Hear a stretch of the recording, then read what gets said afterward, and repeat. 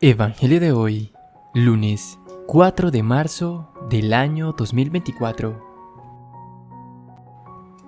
Primera lectura. Lectura del segundo libro de los Reyes, capítulo 5, versículo del 1 al 15. En aquellos días, Naamán, jefe del ejército del rey de Siria, era hombre notable y muy estimado por su señor, pues por su medio el Señor había concedido la victoria a Siria. Pero siendo un gran militar, era leproso.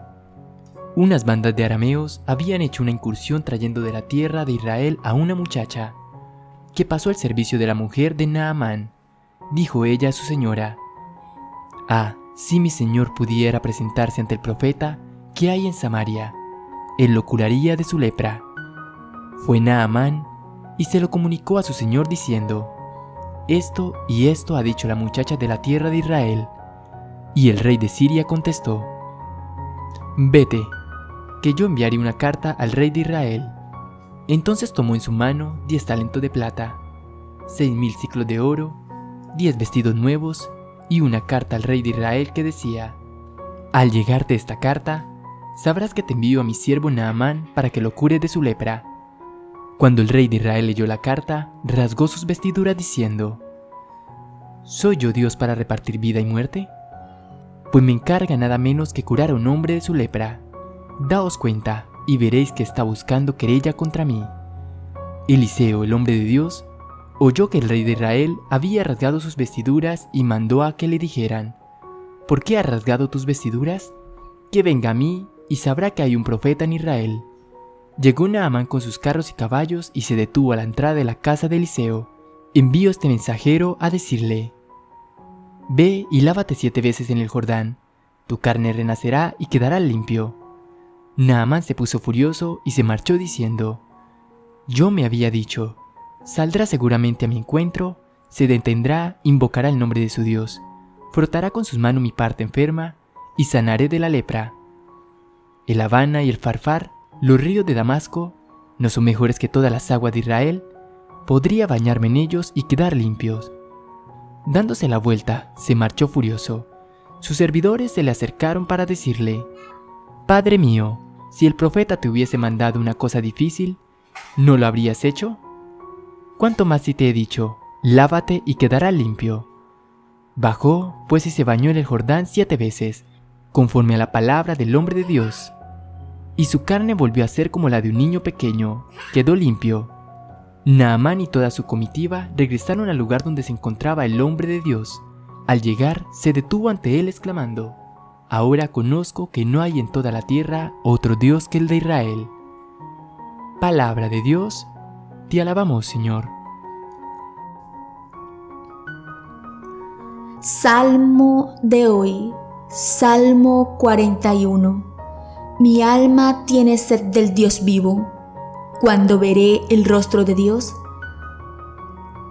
Como busca la sierva corrientes de agua, así mi alma te busca a ti, Dios mío. Mi alma tiene sed del Dios vivo.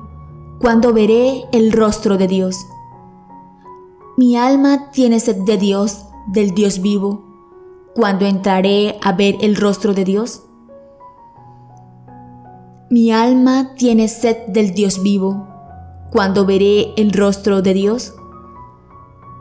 Envía tu luz y tu verdad, que ellas me guíen y me conduzcan hasta tu monte santo, hasta tu morada. Mi alma tiene sed del Dios vivo. ¿Cuándo veré el rostro de Dios? Me acercaré al altar de Dios, al Dios de mi alegría, y te daré gracias al son de la cítara, Dios, Dios mío. Mi alma tiene sed del Dios vivo. ¿Cuándo veré el rostro de Dios? Lectura del Santo Evangelio según San Lucas, capítulo 4, versículo del 24 al 30. Habiendo llegado Jesús a Nazaret, le dijo al pueblo en la sinagoga: «En verdad os digo que ningún profeta es aceptado en su pueblo. Puedo aseguraros que en Israel había muchas viudas en los días de Elías. Cuando estuvo cerrado el cielo 3 años y 6 meses, hubo una gran hambre en todo el país. Sin embargo, a ninguna de ellas fue enviado Elías sino a una viuda de Sarepta, en el territorio de Sidón, y muchos leprosos habían en Israel en tiempo del profeta Eliseo. Sin embargo, ninguno de ellos fue curado sino Naamán el sirio. Al oír esto, todos en la sinagoga se pusieron furiosos, y levantándose, lo echaron fuera del pueblo y lo llevaron hasta un precipicio del monte sobre el que estaba edificado su pueblo, con intención de despeñarlo. Pero Jesús se abrió paso entre ellos y seguía su camino. Palabra del Señor, gloria a ti, Señor Jesús. Reflexión del Evangelio de hoy. Jesús siguió su camino. Hay un denominador común en el Evangelio en los dos ejemplos que pone Jesús a la gente de su pueblo.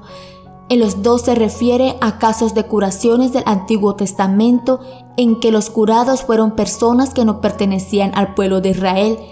Dicho de otro modo, que no pertenecían al pueblo elegido, eran extranjeros, paganos, creyentes en otras religiones o en otros dioses.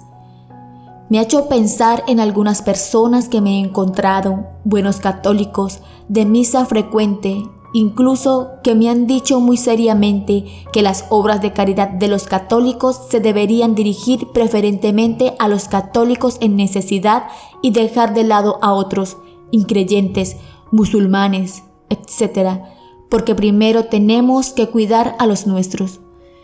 En el Evangelio se ve que los que escuchan a Jesús montaron en cólera, se pusieron furiosos y quisieron matar a Jesús empujándolo por el barranco en donde se alzaba su pueblo.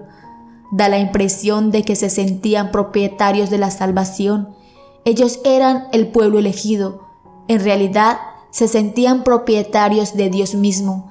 Sabían cómo debería actuar Dios, y Dios no podía actuar sino salvando a su pueblo. El resto era gente condenada, o se convertían al judaísmo o no había futuro para ellos.